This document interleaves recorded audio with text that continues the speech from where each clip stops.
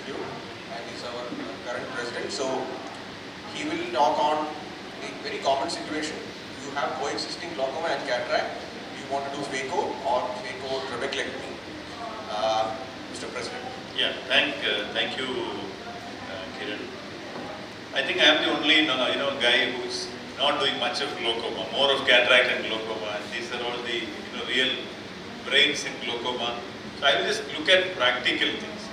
Just as a clinician, what you will do when you will do trab alone. I have to raise some questions also at the end, in the panel discussion about this. So when you do a Phaco alone, when there's a large reduction of IOP is not required, the patient is reasonably well controlled with a single drug, 2 to 4 millimeter of IOP reduction, which can be generally expected with just the cataract surgery alone. Of course, the effect is much larger in a PACG, and we had a good discussion on the EAGLE study. And when you don't have a significant cataract, like Dr. Ronnie said, those are the you saw that algorithms where you can go in for just a trab alone. So indications for Phaco trab for me would be a visually significant cataract, failure to achieve target intraocular pressure, maybe with a combination of about 4 drugs in 2 bottles. I mean, that is the maximum which I would recommend, because we all know that long application of these drugs causes a lot of conjunctival inflammation, and the failure rates of trab are very high when you do those congested eyes with a lot of conjunctival inflammation. So I would sort of try to take off the lens slightly before. So there are, as Dr. Ronnie said, there are divided opinions about what exactly is the technique that you want to use.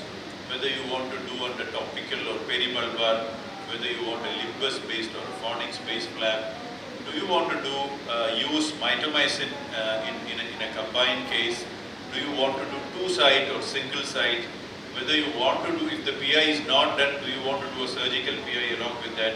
And in situations where you can't do a Phaco trab, do you feel that a trab with SICS gives equally good results in these situations?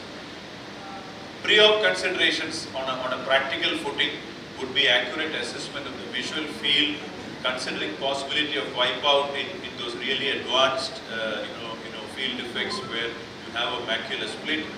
Be prepared for a small pupil in situations. Many of them may also have pseudo exfoliation with phacodonosis, and always take an informed consent when you're handling these cases, not like a routine cataract.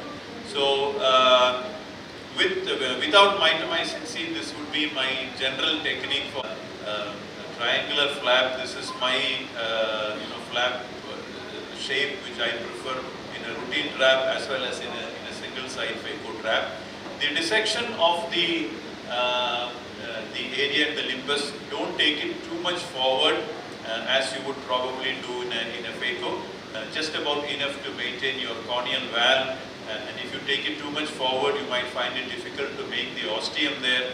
And once the trab is done, once the Phaco is done and the lens is implanted, I generally go ahead with a punch and make a decent opening there.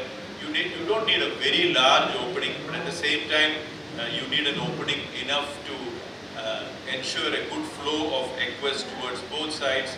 It should not be eccentric, or it should not be too forward where it can get blocked. I generally use only a single apical suture. Of course, there are other options like sutures on the sides and things like that. Just check the wound and check whether the blood is forming. And of course, conjunctival closure, meticulous closure is very important. I tried switching over to 70 Vicryl for my wing sutures for some time.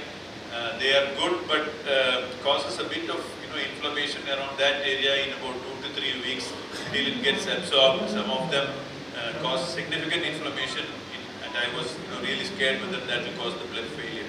With MMC, the only difference is that you apply the mitomycin and wash very thoroughly before you enter the eye. This is my regular 2-side Phaco trab.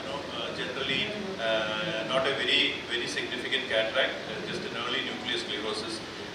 Your side port, if you are doing it too much towards the superior, which you generally do in a Phaco, make it slightly nearer your wound here and leave the superior area for your Phaco emulsification there. The routine Phaco and intraocular lens implantation, just like in any case, I generally apply a suture at the main wound just to make sure that there is no compromise of my main Phaco wound while doing the intrabeculectomy. So once this is done, then I move superiorly and then go in with my routine trabeculectomy. Again, just the difference is that if you are using mitomycin, first go superiorly, make the conjunctival opening, apply mitomycin, wash it properly, then come temporarily again, do your Phaco, put in the lens, and then go superiorly again and finish your trap. This is generally what I do. And of course, in cases where you can't do a Phaco, either if you don't have a Phaco, you are not well trained, or the cataract is very hard and you are not confident of doing a Phaco, an SICS trap does work, although off late I have not been doing too many SICS traps. And long term, at least in my hands, they don't work. The blood failure rates are slightly more compared to the Phaco traps. So what is done here is an M-shaped incision. You have the triangular flap there, and area of the flap don't dissect too much into the cornea, just a bit into the cornea, again as I mentioned before. But at the sides you can dissect very well to both sides, just like you do for an SICS, and the sides usually hold. And theoretically, the sides, the corneal valve should close well, and in the central area it should continue to leak a bit.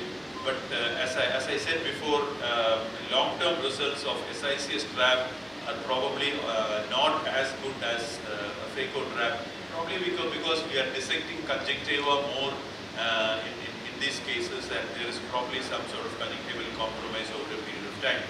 So this is generally my technique of doing things, and as we mentioned before, these are the divided opinions that we have. Problems or panel discussion, and get opinion from the other speakers regarding what is their choice of surgery, and is there anything you want to add to what I have said. So this is a very practical approach. I am not mentioning too much studies or anything, just what a clinician would do on a day-to-day basis. Thank you very much.